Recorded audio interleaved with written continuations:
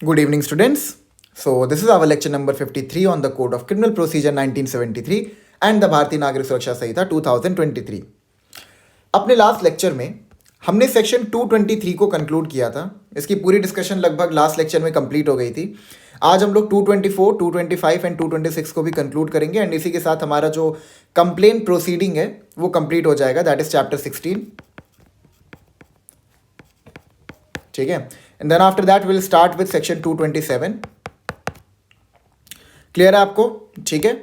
मैं इसके बाद जो आपके बीएनएसएस के सेक्शंस छूट गए हैं उनको कवर करूंगा पहले. ठीक है. Then we will start with section 227.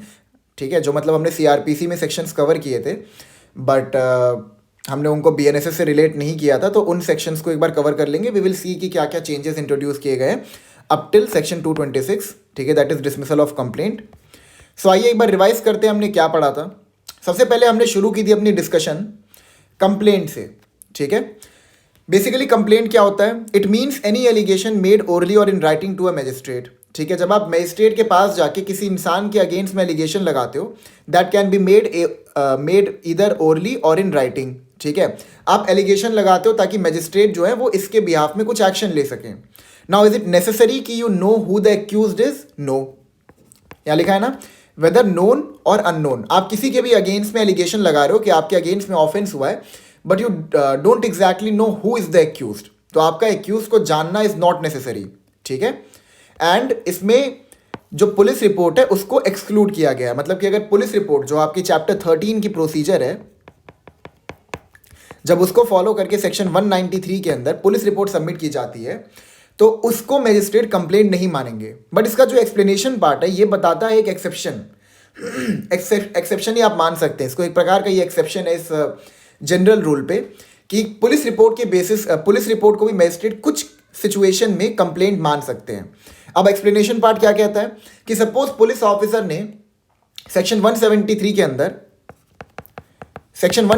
के अंदर एक कॉग्निजेबल ऑफेंस की इंफॉर्मेशन को रजिस्टर किया. अब ये तो हमने बहुत बार पढ़ा है कि कॉग्निजेबल ऑफेंस की इन्वेस्टिगेशन के लिए पुलिस ऑफिसर को किसी भी प्रकार की प्रायर अप्रूवल नहीं चाहिए होती है मजिस्ट्रेट की. अब उन्होंने इन्वेस्टिगेशन भी कमेंट्स कर दी. फिर इन्वेस्टिगेशन करने के बाद उन्होंने सेक्शन 193 के अंदर पुलिस रिपोर्ट सबमिट की. अब जब पुलिस रिपोर्ट सबमिट हुई तो उसमें यह पता चला कि जिस ऑफेंस की इन्वेस्टिगेशन पुलिस ऑफिसर कर रहे थे it was a non cognizable one.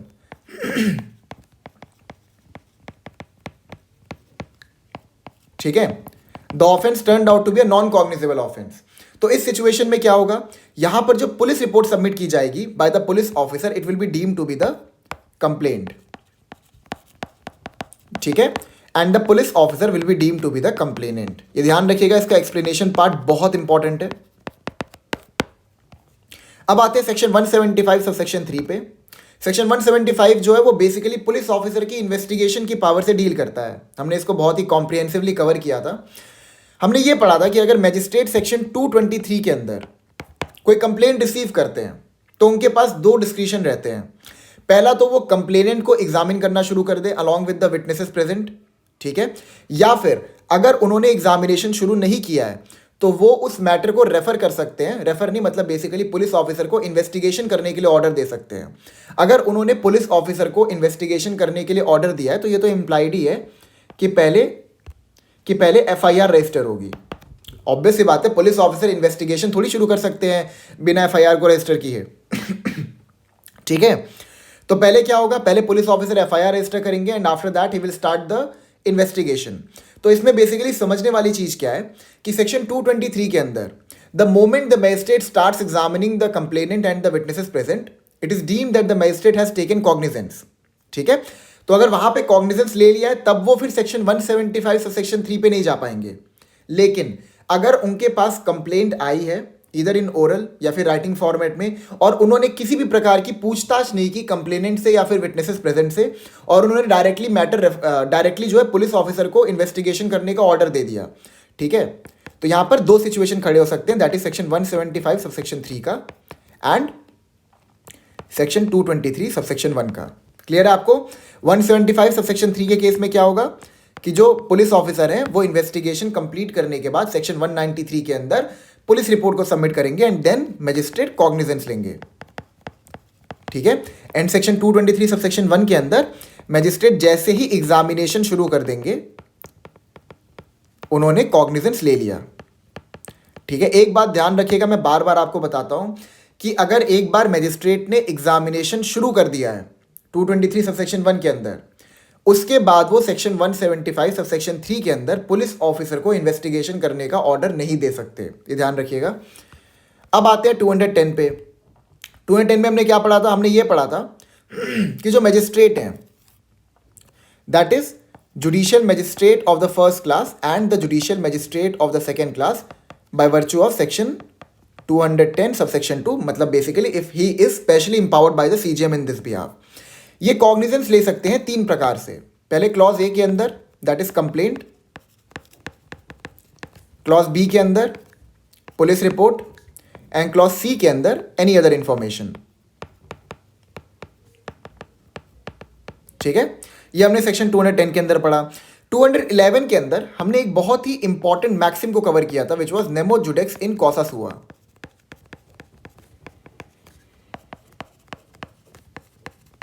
इसका मतलब क्या होता है? No one shall be a जज इन हिज ओन कॉज।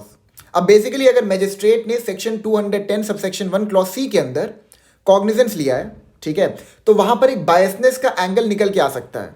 तो जिस भी एक्यूज्ड के अगेंस्ट से मैजिस्ट्रेट ने कॉग्निजेंस लिया है, ये उसका एक स्टैट्यूटरी राइट है कि उसको बताया जाए कि जो आपका केस है it can be transferred to some other magistrate. ठीक है, कि जो आपका केस है वो कोई और मैजिस्ट्रेट भी ट्राई कर सकता है, ताकि यहाँ पे जो प्रिंसिपल ऑफ नेचुरल जस्टिस है इसको हम सबसर्व कर सकें, इसको हम लोग बचा सकें। क्लियर है आपको? तो वहां पर जो एक्यूज्ड है, अगर उसको लगता है कि किसी प्रकार का बायस एंगल निकल के बाहर आ रहा है, तो वो जो मैटर है वो किसी और मैजिस्ट्रेट को रेफर करने के लिए रिक्वेस्ट डाल सकता है। Is it clear now?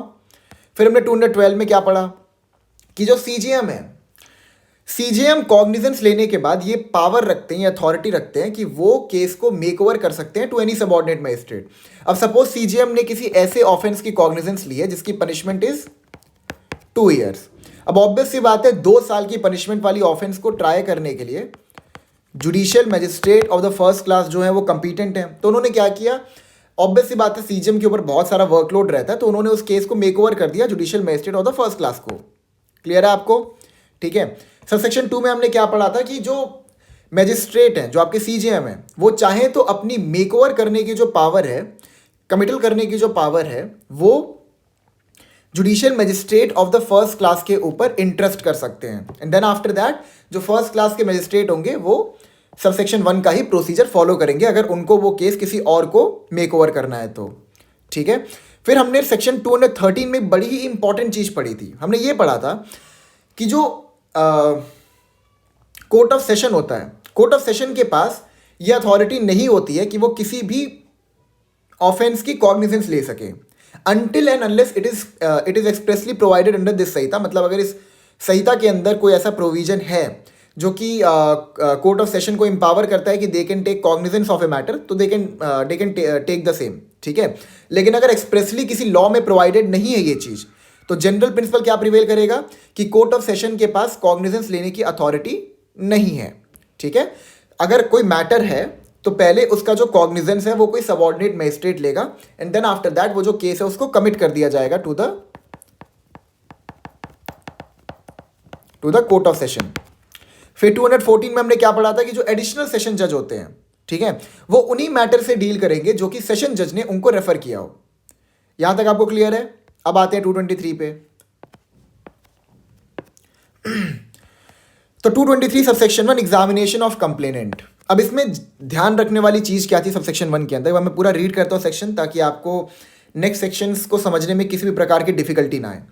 Subsection 1, a magistrate having jurisdiction while taking cognizance of an offence on complaint shall examine upon oath the complainant and the witnesses present, if any, and the substance of such examination shall be reduced to writing and shall be signed by the complainant and the witnesses and also by the magistrate. Subsection 1 ये कहता है कि जब magistrate कोई complaint receive करते हैं, इधर in the form of oral या फिर राइटिंग फॉर्मेट में, तो वहां पर जो आपका कंप्लेनेंट है एंड अलॉन्ग विद दैट जितने भी लोगों ने कंप्लेनेंट को कंपनी किया है, बेसिकली जो विटनेसेस हैं, अगर वो उनका एग्जामिनेशन शुरू कर देते हैं, मतलब उनसे पूछताछ शुरू कर देते हैं बेस्ड ऑन द कंप्लेंट, तो it will be deemed that the magistrate has taken cognizance. ठीक है, जो उनका एग्जामिनेशन होगा, जो कंप्लेनेंट और विटनेसेस हैं, जो उनका एग्जामिनेशन होगा, it will be done on oath, ये ध्यान रखिएगा, ठीक है। अब ओथ पे हम क्यों करवा रहे हैं एग्जामिनेशन, ताकि अगर किसी भी प्रकार का फॉल्स, फैब्रिकेटेड या फिर फ्रिवलस कंप्लेंट अगर लॉन्च की जा रही है मैजिस्ट्रेट के पास, तो सब्सिक्वेंटली उनको हम प्रोसिक्यूट कर पाएं। क्लियर है आपको। एंड साथ ही साथ जो भी एग्जामिनेशन की गई होगी, it shall be reduce to writing and shall be signed by the complainant and the witnesses and also by the magistrate. मतलब जो भी आपने एग्जामिनेशन जो आपने किया है उसको आपको राइटिंग फॉर्मेट में रिड्यूस करना पड़ेगा, लिखना पड़ेगा। एंड अलॉन्ग विद दैट उसके ऊपर सिग्नेचर जाएगा कंप्लेनेंट का, जो विटनेसेस प्रेजेंट थे उनका, and the magistrate who had took the cognizance basically. Proviso पे आते हैं। Provided that no cognizance of an offence shall be taken by the magistrate without giving the accused an opportunity of being heard. हमने पढ़ा था ना, ये एक प्रकार का लेक्यूना है। इसमें प्रॉब्लम क्या आ रही है कि यहाँ पे कहा जा रहा है मैजिस्ट्रेट को कि जब आप कॉग्निजेंस लेंगे सबसेक्शन 1 के अंदर, तो it is mandatory upon you कि आपको एक्यूज्ड को भी बुलाना पड़ेगा, ठीक है। एंड अलॉन्ग विद दैट आपको एक्यूज्ड का भी एग्जामिनेशन कंडक्ट करना पड़ेगा, ठीक है। दोनों साइड्स को आपको सुनना पड़ेगा। अब देखिए इससे प्रॉब्लम क्या खड़ी हो जा रही है कि एक्यूज्ड को मैजिस्ट्रेट सिर्फ समन ऑर्डर देके बुला सकते हैं, और अगर एक बार समन ऑर्डर चला गया तो वहां पर क्या होगा, it will be deemed that the magistrate has issued the process. अब एक बात बताइए, अगर मैजिस्ट्रेट जो है वो एक्यूज को समन कर ले रहे हैं और इशू ऑफ प्रोसेस कर दे रहे हैं, तो सेक्शन 225 जहां पे उनके पास ये अथॉरिटी है कि वो इशू ऑफ प्रोसेस को पोस्टपोन कर सकते हैं, वो सेक्शन तो पूरी तरह से रिडंडेंट हो जाएगा। तो ये ध्यान रखिएगा, ठीक है। सेकंड प्रोवाइजो पे आते हैं। Provided further that when the complaint is made in writing the magistrate need not examine the complainant and the witnesses, ठीक है। अगर ये सिचुएशंस खड़े होते हैं तो if a public servant acting or purporting to act in the discharge of his official duties or a court has made the complaint, इस पे थोड़ा ध्यान दीजिएगा, ठीक है।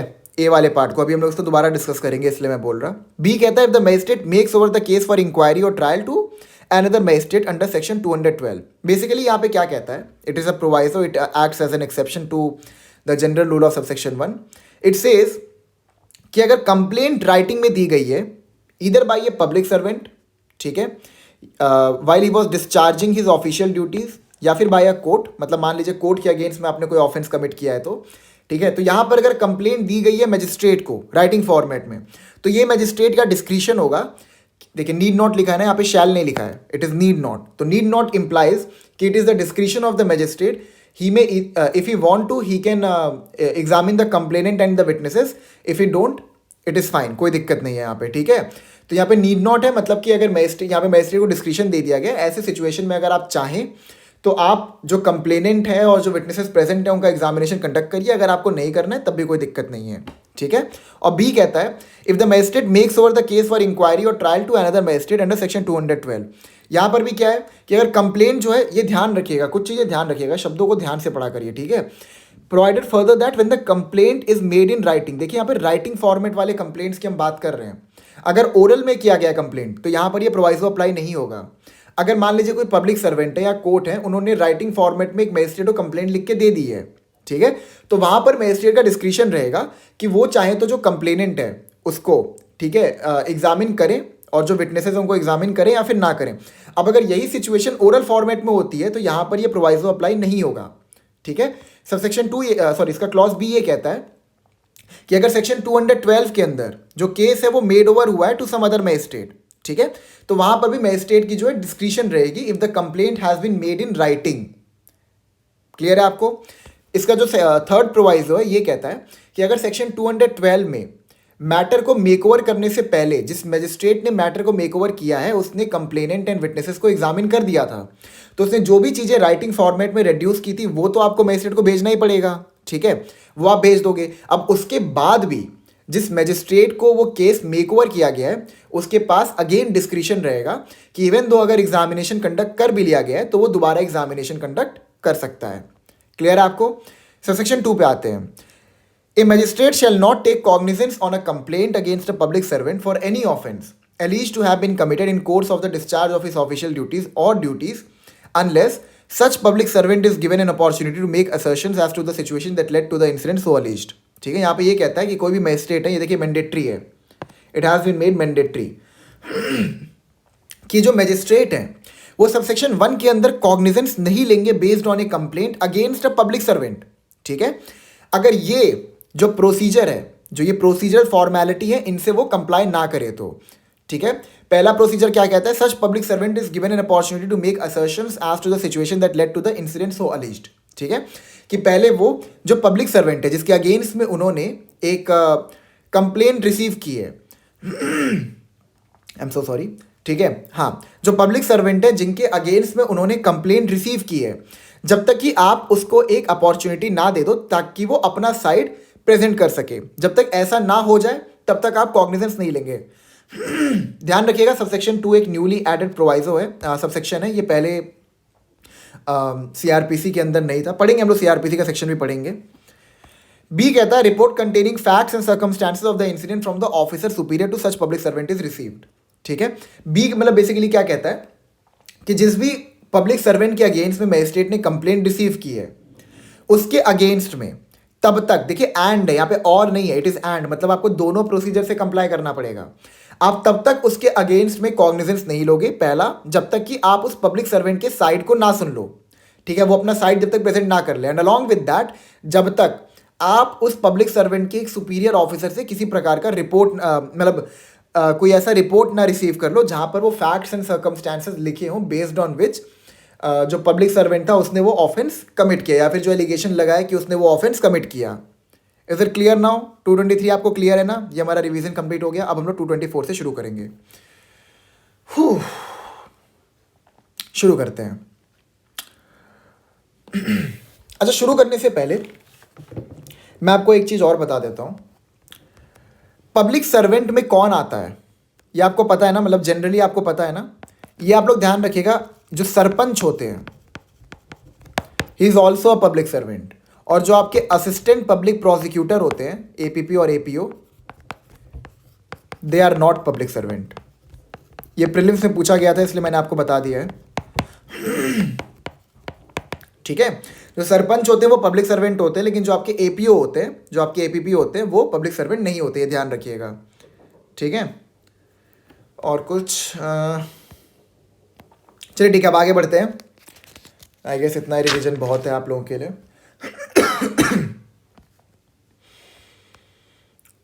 चलिए एक बार कहानी को देख लेते हैं, फिर 224 पे जाते हैं। ठीक है, आई एम सो सॉरी, थोड़ा सा गला डाउन है। सो अगर मैजिस्ट्रेट कंप्लेंट रिसीव करते हैं तो उनके पास सेक्शन 210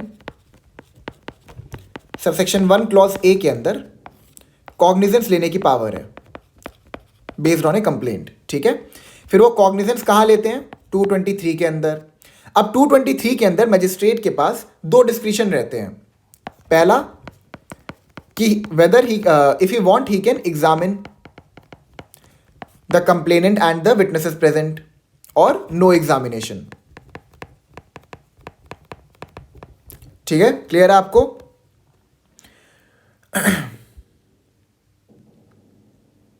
ठीक है, वो उसको एग्जामिन ना करे और रैदर बिना एग्जामिन किए सेक्शन 175 सबसेक्शन 3 के वर्च्यू से जो मैटर है वो इन्वेस्टिगेटिंग ऑफिसर को रेफर कर दे, मतलब बेसिकली इन्वेस्टिगेशन करने का order they they.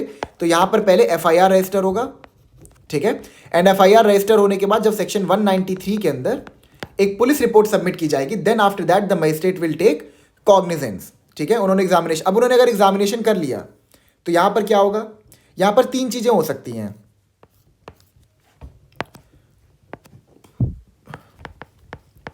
Section 225, section 226 and section 227। 225 क्या कहता है? Postponement of issue of process. 226 dismissal and 227 issue of process. ठीक है, पोस्टपोन करने के बाद भी मजिस्ट्रेट के पास ये डिस्क्रिशन है कि वो सेक्शन 226 के अंदर कंप्लेंट को डिसमिस कर सकते हैं। ठीक है, या फिर अगेन वो इश्यू ऑफ प्रोसेस कर सकते हैं, दैट इज अंडर सेक्शन 227। ये पूरा चार्ट आप लोग ध्यान रखिएगा। अभी हम लोग शुरू करेंगे सेक्शन 225 से। ठीक है, postponement of issue of process, बहुत ध्यान समझिएगा इस सेक्शन को, बहुत ही इंपॉर्टेंट सेक्शन है प्रीलिम्स और मेंस दोनों के लिए ही। सबसेक्शन 1,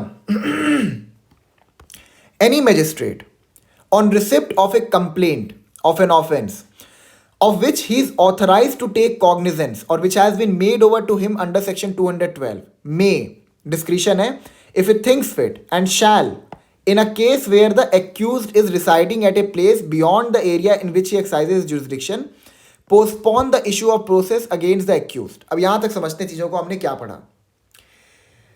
225 सबसेक्शन 1 एक बेसिकली पोस्ट कॉग्निजेंट सेक्शन है.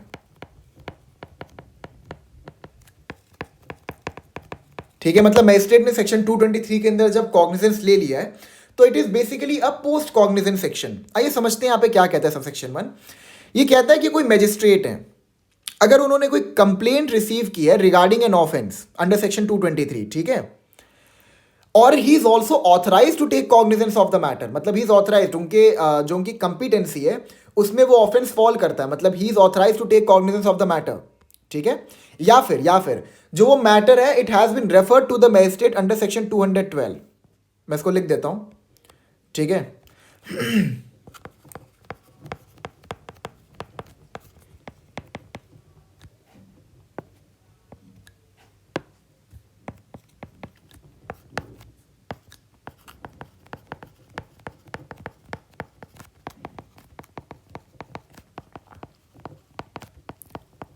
ठीक है, दो सिचुएशन है यहां पे.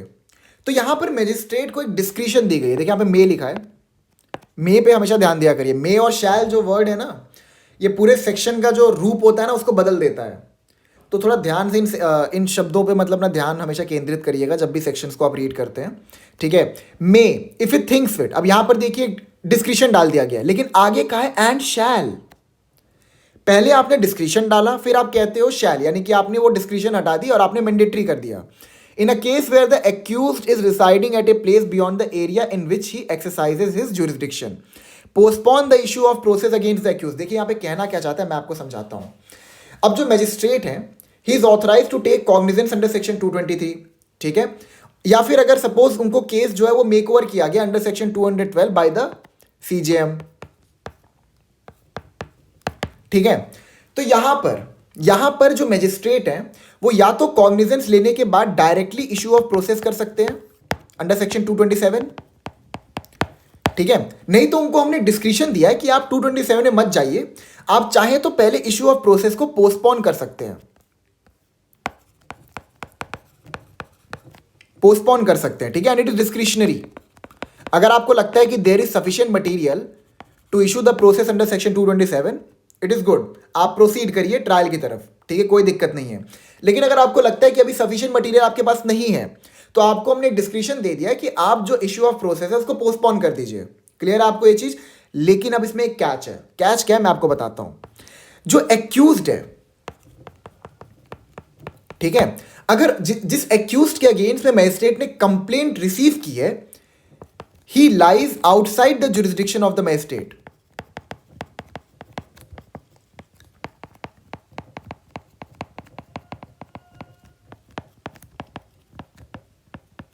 ठीक है, जो एक्यूज्ड है जिसके अगेंस्ट में मैजिस्ट्रेट ने कंप्लेंट रिसीव की है एंड जिसकी मैजिस्ट्रेट ने कॉग्निजेंस ली है, ही lies outside the jurisdiction of the magistrate. तो वहां पर इट इज मैंडेटरी. ध्यान रखिएगा, यही कैच था. ठीक है, it is mandatory upon the magistrate to postpone the issue of process, और पहले उनको इंक्वायरी या फिर इन्वेस्टिगेशन करने का ऑर्डर देना पड़ेगा. ठीक है, वो डायरेक्टली इशू ऑफ प्रोसेस नहीं कर सकते अगर if the accused is not in the jurisdiction of the magistrate, he lies outside the jurisdiction of the magistrate, he somewhere outside the jurisdiction of the magistrate. तो वहां पर magistrate को mandatorily issue of process को postpone करना पड़ेगा, और पहले या तो वो खुद इंक्वायरी करेंगे या तो पुलिस ऑफिसर को इन्वेस्टिगेशन करने का ऑर्डर दे देंगे. ये आपको क्लियर है? मैं फिर से पढ़ के बताता हूं आपको. It says any magistrate on receipt of a complaint of an offence of which he is authorized to take cognizance or which has been made over to him under section 212 may. देखिए पहले आपको description दे दिया गया है. अगर जो accused है वो आपके जुरिस्डिक्शन में है और आप चाहते हैं कि इशू ऑफ प्रोसेस कर दें तो आप करिए, कोई दिक्कत नहीं है. अगर आप चाहते हैं कि पहले इसमें कुछ इन्वेस्टिगेशन की जरूरत है ताकि एक प्राइमा फेसाई केस बन के बाहर निकल सके, तो आप इन्वेस्टिगेशन करने का ऑर्डर दिए, तब भी कोई दिक्कत नहीं है. आपको डिस्क्रिप्शन दे दी है. लेकिन अगर एक्यूज्ड आपके जुरिस्डिक्शन से बाहर है, ठीक है, तो वहां पर it is mandatory upon you magistrate that you have to postpone the issue of process. देखिए यहाँ पे लिखा है ना, पहले लिखा है मे, जनरल जो जनरल सिचुएशन है वहां पर आपको डिस्क्रिप्शन दी गई है, and then shall in a case where the accused is residing at a place beyond the area in which he exercises jurisdiction, postpone the issue of process against the accused. Clear है? अब आगे पढ़ते हैं। And अब देखिए आगे क्या करेगा magistrate, either enquire into the case himself or direct an investigation to be made by a police officer or by such other person as he thinks fit for the purpose of deciding whether or not there is sufficient ground for proceeding। अब इसका second part क्या कहता है मैं आपको clear मतलब अच्छे से समझाता हूं, ठीक है। जस्ट लेट मी चेक कि इन्वेस्टिगेशन का सेक्शन क्या है बीएनएसएस के अंदर।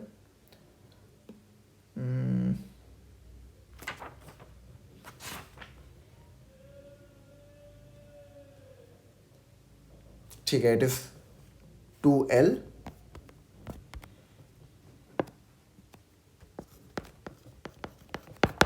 ठीक है, अब मैं आपको समझाता हूं इसका सेकंड पार्ट क्या कहता है। फर्स्ट पार्ट क्या कहता है कि जो मजिस्ट्रेट है after he took the cognizance, ठीक है, either he was authorise to take cognizance या फिर the case has been made over to him under section 212, तो वहां पर हमने उनको एक डिस्क्रिप्शन दी है कि वो चाहे तो इशू ऑफ प्रोसेस कर सकते हैं, but if is of the opinion कि कोई भी प्राइमा फेसाई केस कंप्लेंट के बेसिस पे या फिर कंप्लेनेंट के जो कंप्लेनेंट ऑफ विटनेसेस है उनके एग्जामिनेशन से नहीं बन रहा है, तो वो या तो इंक्वायरी कर सकते हैं उस मैटर में खुद ही, या फिर पुलिस ऑफिसर को इन्वेस्टिगेशन करने का ऑर्डर दे सकते हैं। It is discretionary upon the magistrate, ठीक है। लेकिन suppose if the situation is this कि जो एक्यूज्ड है वो मैजिस्ट्रेट के जुरिसडिक्शन से बाहर रहता है, तो वहां पर मैजिस्ट्रेट के ऊपर it will be a mandatory duty कि he will not take the cognizance, he will not issue the process until some investigation और inquiry has been made into the offence. Clear है आपको? ये इसका फर्स्ट पार्ट था। अब इसका second part क्या कहता है कि जो इंक्वायरी है, ठीक है, अब देखिए मैजिस्ट्रेट ने बेसिकली जो प्रोसेस है उसको पोस्टपोन कर दिया है, जो इशू ऑफ प्रोसेस है उसको पोस्टपोन कर दिया है, तो उसके बाद वो क्या कर सकते हैं पोस्टपोन करने के बाद? उसके बाद या तो वो मैटर को खुद ही इंक्वायर कर सकते हैं। खुद ही इंक्वायर करने का मतलब यहां पर ये है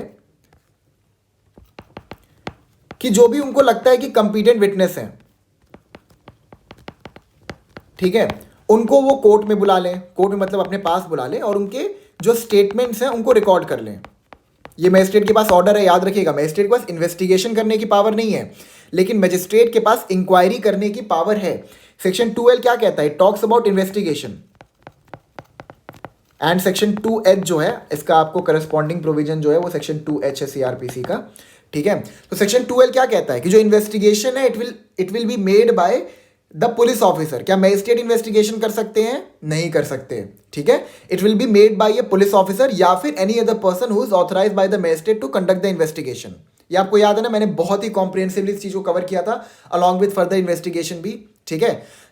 तो मैजिस्ट्रेट खुद इन्वेस्टिगेशन तो कर नहीं सकते, तो वो इंक्वायरी करेंगे। इंक्वायरी में करते क्या है? वो बेसिकली जो विटनेसेस हैं उनको बुलाते हैं, उनके जो बयान है वो खुद ही रिकॉर्ड करते हैं। पुलिस ऑफिसर के ऊपर किसी भी प्रकार की इन्वेस्टिगेशन की बर्डन वो नहीं डालते हैं, वो खुद ही सबको बुलाते हैं, खुद ही इंक्वायरी करते हैं, उनको रिकॉर्ड करते हैं, एंड बेस्ड ऑन दैट अगर कोई प्राइमा फेसाई केस बनता है तो वो प्रोसेस को इशू कर देते हैं। क्लियर है आपको ये चीज? तो यहां पर क्या कहता है कि अगर मैजिस्ट्रेट ने कॉग्निजेंस लेने के बाद इशू ऑफ प्रोसेस को पोस्टपोन कर दिया है, तो या तो वो मैटर में खुद ही इंक्वायरी कंडक्ट कर सकते हैं, ठीक है, या फिर वो पुलिस ऑफिसर को इन्वेस्टिगेशन करने का ऑर्डर दे सकते हैं। और याद रखिएगा, investigation can be made by a police officer और by such other person as he thinks fit. वो पुलिस ऑफिसर को कह सकते हैं इन्वेस्टिगेशन करो, एंड सच अदर पर्सन में कोई भी आ जाएगा, मतलब आपके जो ये जो स्पेशल ब्रांचेस होते हैं, सीबीआई वगैरह, सीआईडी वगैरह हो गया, या फिर कोई प्राइवेट पर्सन भी है, उसको ही मैजिस्ट्रेट ऑर्डर दे सकते हैं कि तुम इन्वेस्टिगेशन करो इस मैटर में। अरे वो होते हैं ना वो आपके लाइक वो स्पाई वगैरह, तो ये पावर है मैजिस्ट्रेट के पास, पर्सन के एम्बिट में सब कोई कवर हो जाएगा। तो यहाँ पर मैं कुछ चीज़ें हटा देता हूँ यार, रुकिए मैं यहाँ पे समझाता हूँ आपको, ठीक है।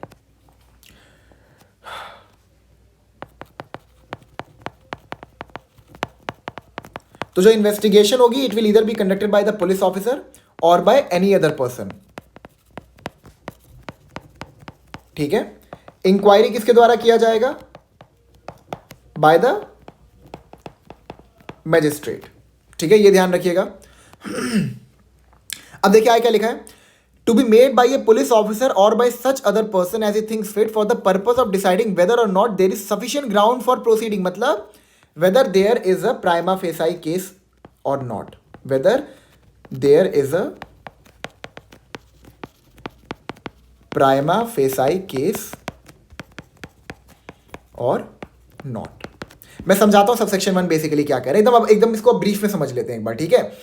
सबसेक्शन 1 ये कहता है कि कोई भी जो मैजिस्ट्रेट है who is authorise to take cognizance of a matter based on a complaint, ठीक है, वो, या फिर अगर कोई ऐसा मैजिस्ट्रेट है जिसको केस मेक ओवर किया गया अंडर सेक्शन 212, अगर उन्होंने कॉग्निजेंस ले लिया है अंडर सेक्शन 223, बेसिकली अगर उन्होंने जो कंप्लेनेंट है एंड द विटनेसेस प्रेजेंट उनकी एग्जामिनेशन कंडक्ट कर ली है, तो आफ्टर दैट उनके पास ये डिस्क्रिशन रहेगा कि वो इशू ऑफ प्रोसेस को पोस्टपोन करवा सकते हैं, ठीक है। अब इशू ऑफ प्रोसेस को पोस्टपोन करने का रीजनिंग क्या है? रीजनिंग है कि no prima facie case has been made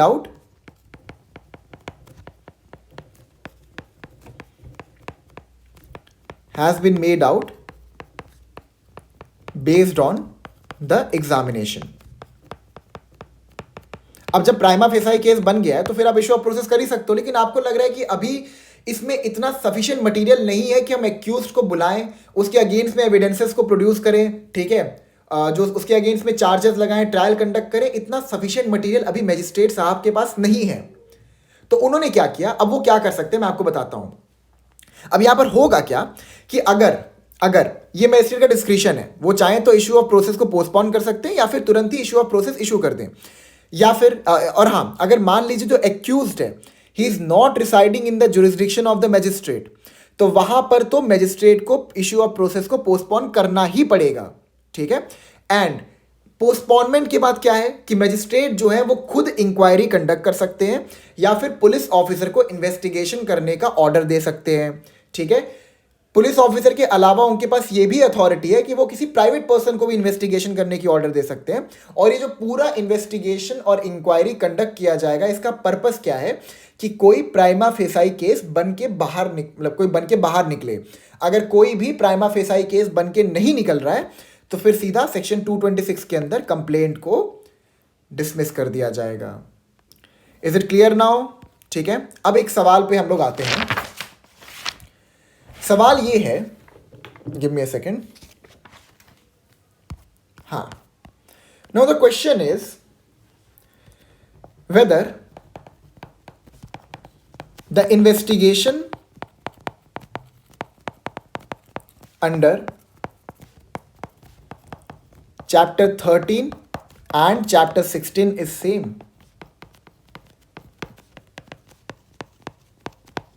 The answer is no. ये ध्यान रखिएगा, ठीक है। जो चैप्टर 13 की इन्वेस्टिगेशन है और जो चैप्टर 16 के अंदर जो मैजिस्ट्रेट हैं जो इन्वेस्टिगेशन का ऑर्डर दे रहे हैं, ये सेम नहीं है। इसका मतलब क्या है?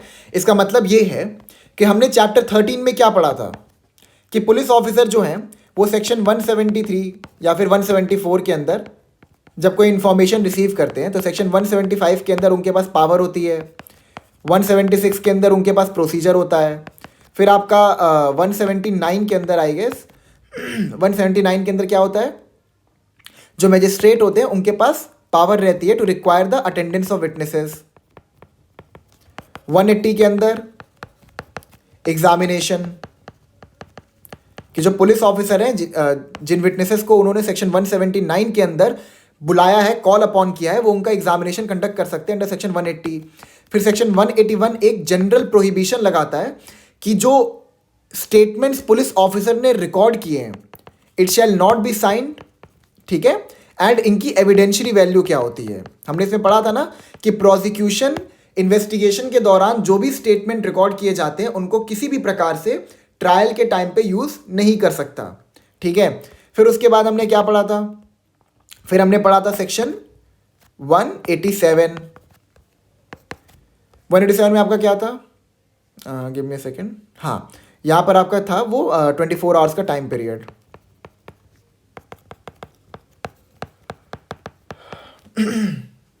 कि अगर 24 घंटे में इन्वेस्टिगेशन कंप्लीट नहीं होती है, I guess it was section 58 of BNSS, कि अगर 24 घंटे में इन्वेस्टिगेशन कंप्लीट नहीं होती है और आप चाहते हैं कि एक्यूज्ड को और भी डिटेन करके रखना, तो आपको उसको मजिस्ट्रेट के सामने प्रोड्यूस करना पड़ेगा, because it is the fundamental right and statutory right of the accused to be produce before the magistrate within 24 hours of time frame. ये क्लियर है आपको? फिर हमने पढ़ा था आपका सेक्शन 189 डेफिशिएंट एविडेंस, ठीक है, 190 sufficient evidence,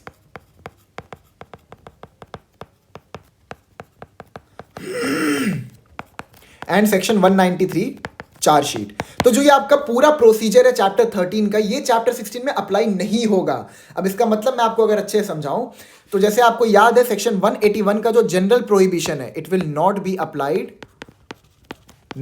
applied under chapter 16 investigation. मतलब कि क्या हुआ इसका, कि जो भी स्टेटमेंट यहां पर पुलिस ऑफिसर इन्वेस्टिगेशन के दौरान अंडर चैप्टर 16 रिकॉर्ड करेंगे, उनकी एक corroborative वैल्यू रहेगी during the course of trial. ठीक है, याद रखिएगा, जो भी स्टेटमेंट पुलिस ऑफिसर रिकॉर्ड करेंगे under section 181, it will become a corroborative piece of evidence. Clear है आपको? मतलब आसान शब्दों में अगर मैं आपको समझाऊं तो यहां पर क्या दो चीज आपको समझनी है। पहला कि इंक्वायरी और इन्वेस्टिगेशन सेक्शन 225 के अंदर क्यों किया जा रहा है, ताकि किसी प्रकार का प्राइमा फेसाई केस बन के बाहर निकले। ठीक है, अगर कोई भी प्राइमा फेसाई केस बन के बाहर नहीं निकल रहा है तो मजिस्ट्रेट सेक्शन 226 के अंदर कंप्लेंट को डिसमिस कर देंगे। ठीक है, अगर प्राइमा फेसाई केस बन जाएगा तो सेक्शन 227 के अंदर वो प्रोसेस को इशू कर देंगे। द सेकंड क्वेश्चन इज कि क्या चैप्टर 16 और चैप्टर 13 की इन्वेस्टिगेशन सेम होती है? The answer is no. Chapter 13 की जो प्रोसीजरल फॉर्मेलिटीज हैं उससे पुलिस ऑफिसर को while is conducting an investigation under section 187 comply करने की कोई आवश्यकता नहीं है। ठीक है, अगर आपको याद हो आप लोग खुद ही रेफर कर लीजिएगा। अगर आप सेक्शन 181 को देखते हो तो वहां पे लिखा हुआ था investigation conducted under this chapter. ठीक है, अगर आप ध्यान देंगे तो सेक्शन 181 के अंदर लिखा हुआ था इन्वेस्टिगेशन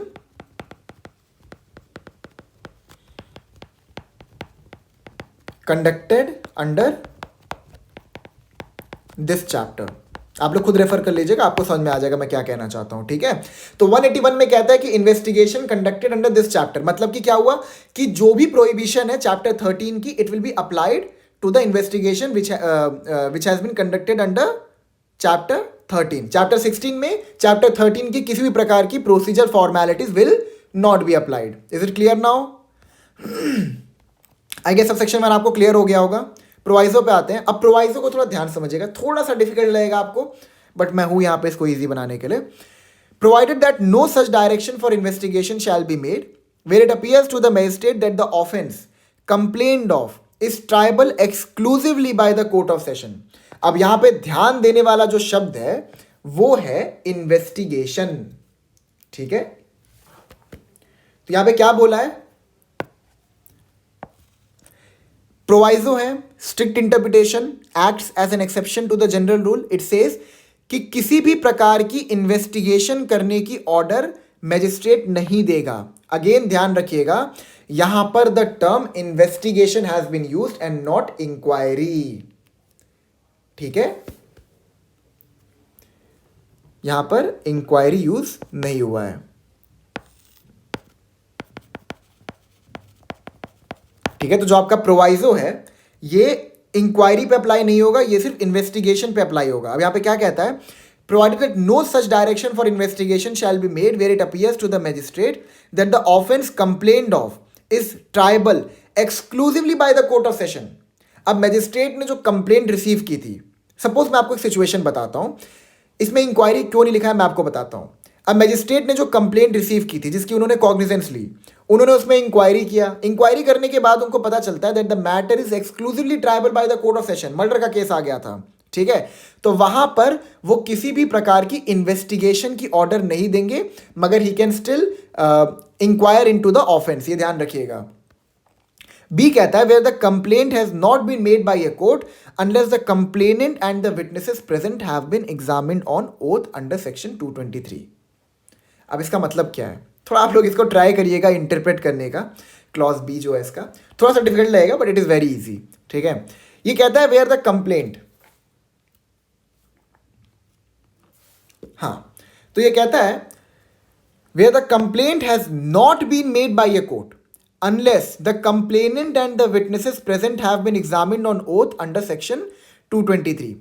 बेसिकली क्लॉज बी ये कहता है कि जो मजिस्ट्रेट साहब हैं जिन्होंने कॉग्निजेंस लिया है, एंड कॉग्निजेंस लेने के बाद उन्होंने प्रोसेस जो इशू ऑफ प्रोसेस था उसको पोस्टपोन कर दिया ताकि किसी प्रकार की इन्वेस्टिगेशन कंडक्ट करवाई जा सके। तो यहाँ पे इन्वेस्टिगेशन को लेके एक बेसिकली एक्सेप्शन डाल दिया गया। पहला एक्सेप्शन कहता है कि अगर मैटर जो है it is exclusively triable by the court of session, तो वहां पर तो मजिस्ट्रेट के पास इन्वेस्टिगेशन करने देने की पावर होगी ही नहीं। क्लॉज बी ये कहता है कि अगर कंप्लेंट कोर्ट के द्वारा नहीं दी गई है तो आप तब तक इन्वेस्टिगेशन करने का ऑर्डर नहीं देंगे जब तक कि कंप्लेनेंट और विटनेसेस को आपने एग्जामिन नहीं कर लिया हो। थोड़ा डिफिकल्ट लग रहा है, मैं आसान कर देता हूं। देखिए सेक्शन 223 को एक बार रेफर करिए। अगर आपको इसका प्रोवाइजो याद हो तो प्रोवाइजो में क्या कहता है, if a public servant acting और purporting to act in the discharge of his official duties और a court has made the complaint, अगर एक पब्लिक सर्वेंट या फिर जो कोर्ट है उन्होंने कंप्लेंट दिया है तो वहां पर मतलब मजिस्ट्रेट के ऊपर इट इज नॉट मैंडेटरी कि वो जो कंप्लेनेंट है एंड द विटनेसेस प्रेजेंट उनका एग्जामिनेशन कंडक्ट करे। याद रखिएगा ये कंप्लेंट जो है it shall be made in writing format में। अगर मजिस्ट्रेट ने किसी प्रकार की कंप्लेंट रिसीव की है बाय ए पब्लिक सर्वेंट या फिर बाय द कोर्ट, तो वहां पर जो कंप्लेनेंट एंड विटनेसेस हैं उनको एग्जामिन करने की आवश्यकता नहीं है। बट अब अगर इन सिचुएशन में जो मैंने भी आपको पढ़ाया है पब्लिक सर्वेंट और कोर्ट वाला, मैं इसको हटाया था, रुकिए,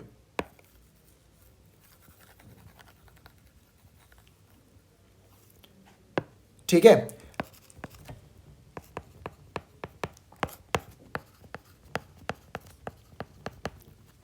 नीड नॉट का मतलब यही है कि आपके ऊपर डिस्क्रिशन है, अगर आप चाहें तो कंप्लेनेंट को, एक मिनट ये राइटिंग में भी लिख देता हूं, ठीक है। थोड़ा आपको इजी करने के लिए मैं इसमें डेल्व कर रहा हूं, नहीं तो वैसे तो इसकी इंटरप्रिटेशन इजी है।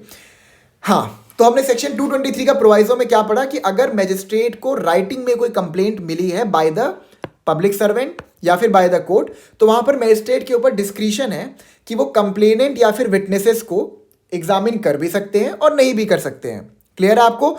अब यहां पर जो इसका क्लॉज बी है ये कहता है कि अगर कंप्लेंट जो है वो कोर्ट ने नहीं दी है, ठीक है, यहां पे बेसिकली अगर किसी पब्लिक सर्वेंट ने कंप्लेंट दी है तो वहां पर जो कंप्लेनेंट एंड विटनेसेस हैं उनको आपको मैंडेटरली एग्जामिन करना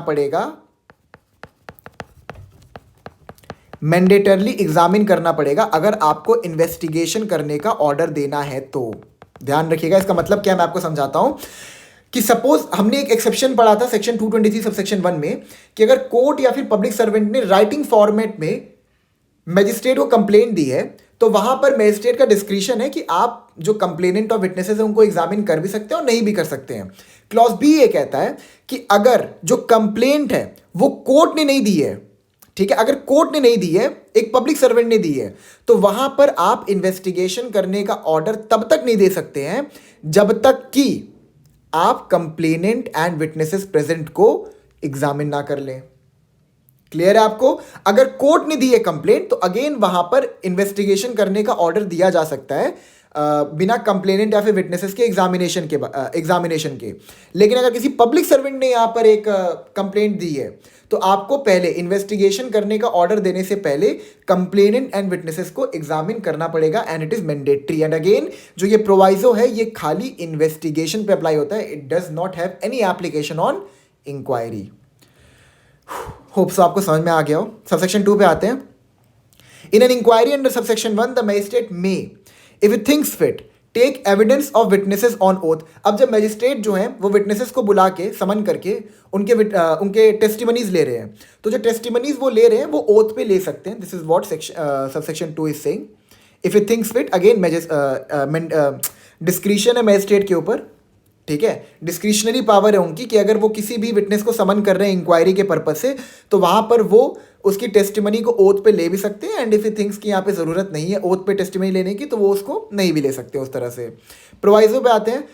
provided that if it appears to the magistrate that the offence complained of is triable exclusively by the court of session, he shall call upon the complainant to produce all his witnesses and examine them on oath. अब देखिए यहाँ पे ये mandatory कर दिया गया.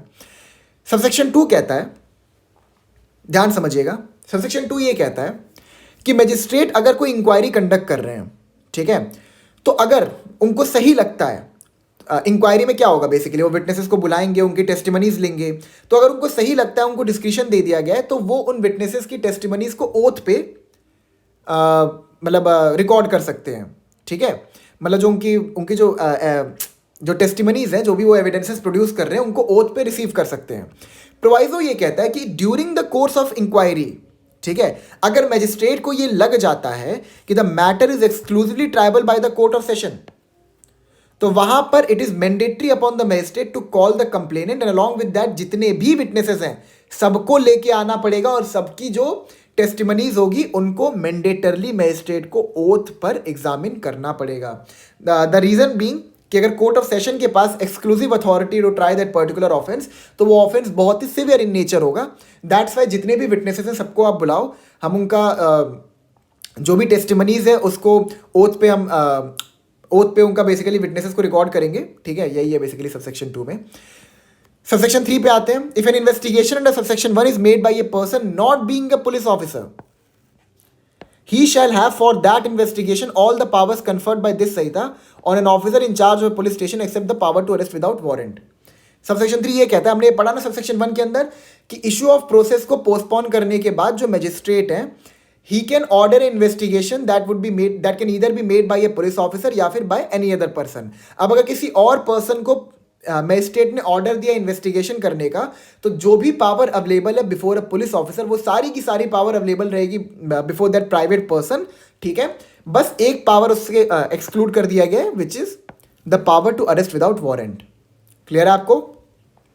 अब आते हैं सेक्शन 226 पे, dismissal of complaint. If after considering the statements on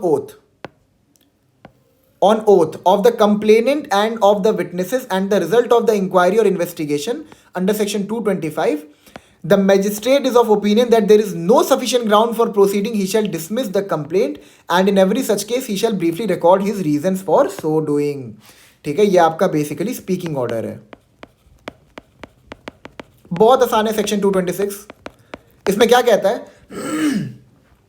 कि जो मैजिस्ट्रेट है वो कंप्लेंट को डिसमिस कर सकते हैं सेक्शन 223 के अंदर, और वो उसको डिसमिस कर सकते हैं सेक्शन 225 के अंदर भी. अब उन्होंने क्या किया, उन्होंने एग्जामिनेशन कंडक्ट किया. एग्जामिनेशन कंडक्ट करने के बाद किसी भी प्रकार की प्राइमा फेसाई केस बन के बाहर आ ही नहीं रही है, ठीक है. तो उन्होंने किसी प्रकार का इन्वेस्टिगेशन भी ऑर्डर नहीं किया, इंक्वायरी भी नहीं किया, और डायरेक्ट ही कंप्लेंट को डिसमिस कर दिया अंडर सेक्शन 226.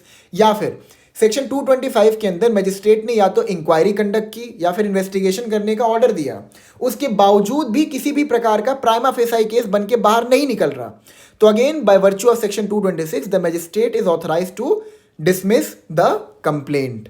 क्लियर है? लेकिन अगर मैजिस्ट्रेट सेक्शन 226 के अंदर कंप्लेंट को डिसमिस कर रहे हैं, तो वहां पर उनको एक स्पीकिंग ऑर्डर देना पड़ेगा, मतलब कि उनको अपने रीजंस राइटिंग फॉर्मेट में रिड्यूस करने पड़ेंगे. क्लियर है आपको? अब आइए कुछ चीजों को पढ़ लेते हैं. अब देखिए, these are the good grounds for dismissal of complaint. किन ग्राउंड्स पर जो मैजिस्ट्रेट हैं वो कंप्लेंट को डिसमिस कर सकते हैं? पहला, dispute is purely of a civil nature. ठीक है, the complainant is committed default in appearance in proceeding of chapter 16 without justification. अब कंप्लेनेंट को बुलाया गया था, ठीक है, आप आइए अपनी मतलब उन्होंने राइटिंग फॉर्मेट में दिया था मैजिस्ट्रेट को. अब मैजिस्ट्रेट ने बोला कि आप आइए, आपका एग्जामिनेशन कंडक्ट करना है. बंदा आया ही नहीं, बोला कि नहीं भाई मैं डर गया, मैं नहीं आ रहा. ठीक है, तो यहां पर भी क्या, it is a good ground for dismissing the complaint. Third, lack of sufficient evidence to support the complaint. मतलब ऑब्वियसली बात है, सेक्शन 225 के अंदर जब इन्वेस्टिगेशन या फिर इंक्वायरी कंडक्ट की गई, कोई प्राइमा फेसाई केस बना ही नहीं. तो जब प्राइमा फेसाई केस बना ही नहीं, तो सेक्शन 227 के अंदर इश्यू ऑफ प्रोसेस करने की क्या आवश्यकता है? अब डायरेक्ट कंप्लेंट को डिसमिस कर दो. Fourth, if under section 227 subsection 4 the process fees was required but was not paid with in a reasonable time. अब यहां पर देखिए, इश्यू ऑफ प्रोसेस भी हो गया है, ठीक है, लेकिन एक प्रोसेस फीस होता है, वो मैं आपको कॉम्प्रिहेंसिवली बताऊंगा, वो पे नहीं किया गया बाय द कंप्लेनेंट. तो वहां पर भी मैजिस्ट्रेट जो है वो कंप्लेंट को डिसमिस कर सकते हैं. रेमेडीज पे आते हैं. Remedies after dismissal of complaint. Revision file कर सकते हैं under section 440 BNSS and section 442 BNSS by court of session and high court. मतलब बेसिकली हाई कोर्ट या फिर कोर्ट ऑफ सेशन के पास एक रिवीजन पिटिशन डालने की अथॉरिटी है कंप्लेनेंट के पास, ठीक है। पढ़ेंगे हम लोग रिवीजन पिटिशन क्या होता है। सेकंड पे आते हैं, filing of a second complaint. Such complaint can only be entertain if the magistrate had dismissed the former complaint on illogical and absurd grounds. Subsequently, even on the basis of the same facts and circumstances, new complaint to the same magistrate is not barred. इसका मतलब क्या है यहाँ पर, मैं आपको समझाता हूँ कि अगर मान लीजिए आपकी पहली कंप्लेंट मैजिस्ट्रेट ने डिसमिस कर दी है, तो क्या आप सेकंड कंप्लेंट नहीं डाल सकते? आप बिल्कुल डाल सकते हो, लेकिन सेकंड कंप्लेंट आप सिर्फ तभी डाल सकते हो अगर आपकी फर्स्ट कंप्लेंट को मैजिस्ट्रेट ने किसी इलॉजिकल या फिर एब्सर्ड ग्राउंड पे डिसमिस कर दिया हो, ठीक है। तो आप सेम फैक्ट्स एंड सर्कमस्टांसेस पे कंप्लेंट को दोबारा डाल सकते हो। एंड अगर मान लीजिए किसी इलॉजिकल या फिर एब्सर्ड ग्राउंड पे आपके कंप्लेंट को डिसमिस नहीं किया गया था, ठीक है, तो आप अगेन कंप्लेंट डाल सकते हो अगर किसी प्रकार का न्यू फैक्ट पिक्चर में आ जाए तो। केस लॉ, प्रमथ नाथ तालुकदार वर्सेस सरोज रंजन सरकार। It was observed by the Supreme Court that if the first complaint was dismissed under section 203 of CRPC, this is section 226 of BNSS, then it has to be examined whether the earlier complaint was dismissed on merits or not. If the complaint was dismissed on merits, second complaint will not be allowed unless some new facts have been founded. वही है जो मैंने अभी आपको समझाया। Poonam Chand Jain versus Fajru. Second complaint can be allowed in the following circumstances. The earlier complaint was dismissed without examining the relevant material before the magistrate. ठीक है। If the earlier complaint was dismissed by the magistrate upon a misunderstanding of the nature of complaint. If the earlier complaint was dismissed manifestly on some illogical or malified grounds. If the magistrate dismissed the earlier complaint without applying his judicial mind. If the earlier order of dismissal was a non-speaking order. Non-speaking order कैसे पता लगेगा? Section 226 के virtue से। Section 226 में हमने पढ़ा ना अभी जस्ट कि अगर मैजिस्ट्रेट कंप्लेंट को डिसमिस कर रहे हैं तो उनको अपने रीजंस राइटिंग में रिकॉर्ड करने पड़ेंगे कि on these grounds I am dismissing the complaint. 6. In the second complaint, some new facts were raised which could not have been raised earlier even with due diligence. मतलब कुछ नया fact निकल के बाहर आ गया, तो बेस्ड ऑन दैट जो कंप्लेनेंट है he is not barred to file a second complaint. Clear है आपको? ये सब आप नोट कर लीजिएगा, ठीक है। अब आते हैं 224 पे, ये हमारा आज का लास्ट सेक्शन होगा, बहुत बड़ा लेक्चर हो गया I guess. If the complaint is made to a magistrate who is not competent to take cognizance of the offence, he shall, if the complaint is in writing, return it for presentation to the proper court with an endorsement to that effect. If the complaint is not in writing, direct the complainant to the proper court. Basically यहाँ पे क्या कहता है कि अगर suppose magistrate को complaint दिया गया है और मैजिस्ट्रेट जो है उन्होंने अभी कॉग्निजेंस लिया ही नहीं, ठीक है, उन्होंने कॉग्निजेंस लिया ही नहीं, मतलब बेसिकली कंप्लेंट आया, उन्होंने कंप्लेंट को पढ़ा, या फिर अगर ओरल फॉर्मेट में उनके कोई बंदा आया इन पर्सन ओरली उनके सामने कंप्लेंट रजिस्टर करवा रहा है, ये सब सुनने के बाद उनको ये लगता है कि जो कंप्लेंट है if it is in writing, ठीक है, और वो उस पर्टिकुलर कंप्लेंट का कॉग्निजेंस नहीं ले सकते, तो वो उस कोर्ट के पास उस कंप्लेंट को रेफर कर देंगे who have proper jurisdiction to try that particular offence, ठीक है, जो कंप्लेंट में मेंशन्ड है, ठीक है। और अगर मान लीजिए जो कंप्लेंट है वो राइटिंग में नहीं है, ठीक है, बंदा ओरली आके प्रेजेंट हुआ मैजिस्ट्रेट के सामने, अपना पूरा सिचुएशन बताया कि मतलब ऐसा ऐसा मेरे साथ गलत हुआ था, based on which I am giving a complaint, ठीक है, तो वहां पर अगर मैजिस्ट्रेट को लग जाता है कि यहाँ पर उनके पास कॉग्निजेंस लेने की पावर है ही नहीं, तो वो क्या करेंगे, कंप्लेंट को, जो कंप्लेनेंट है उसको उस कोर्ट के पास रेफर कर देंगे who is empowered to take cognizance. Clear है आपको 224? ठीक है। Is there anything left? Let me check.